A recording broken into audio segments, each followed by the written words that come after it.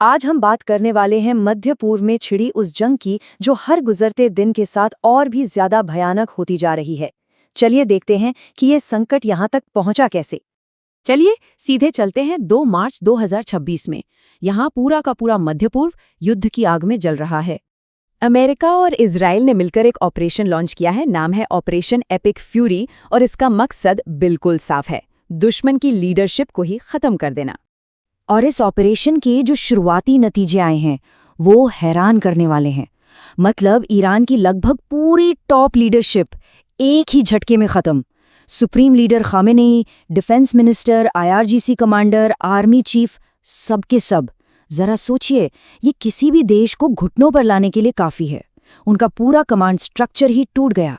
लेकिन इस भयानक हमले के बाद भी, इस केओस के बीच भी ईरान ने हार नहीं मानी। उन्होंने फौरन एक अंतरिम परिषद बनाई और जवाबी हमला शुरू कर दिया। इजराइल और पड़ोसी खाड़ी देशों पर मिसाइलों की बारिश होने लगी है।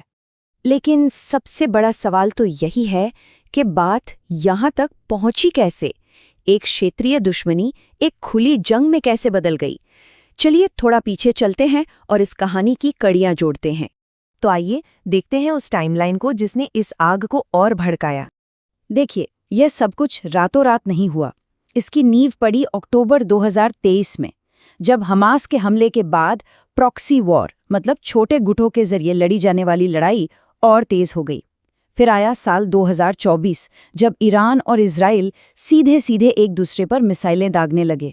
और फिर जून 2025 में हुआ 12 दिवसीय युद्ध। इसमें अमेरिका और इजराइल ने सीधे ईरान के परमाणु ठिकानों को निशाना बनाया। तो ये एक के बाद एक उकसावे की घटनाएं थी जो हमें आज इस भयानक युद्ध तक ले आईं। तो इन घटनाओं के पीछे असली वजह क्या है? इस संघर्ष की जड़ क्या है? असल में इस लड़ाई के केंद्र में है दो ऐसे लक्ष्य जो एक दूसरे से बिल्कुल उल्टे हैं। एक तरफ है ईरान, जो अपने प्रॉक्सी नेटवर्क, जिसे वो प्रतिरोध का अक्ष कहता है, उसके जरिए पूरे इलाके पर अपना दबदबा बनाना चाहता है। और हाँ, अपनी सुरक्षा के लिए परमाणु हथियार भी चाहता है। वहीं दूसरी तरफ है अमेरिका और इजराइल। उनका मकसद साफ है, ईरान के न्यूक्लियर प्रोग्राम को किसी भी कीमत पर रोकना और तेहरान में सत्ता बदलवाना। जब मकसद इतने अलग हों तो टकराव तो होना ही था। और अब इस जंग के झटके सिर्फ मध्य पूर्व तक ही सीमित नहीं हैं, पूरी दुनिया इसे महसूस कर रही है। पहला और सबसे बड़ा असर दिखा तेल के बाजार पर। ब्रेंट क्रूड ऑयल की कीमतें एक झटके में 13% तक बढ़ गईं, और इसका सीधा मतलब है दुनिया भर में महंगाई का खतरा। सिर्फ तेल ही नहीं, दुनिया भर के शेयर बाजारों में भी हड़कंप मच गया।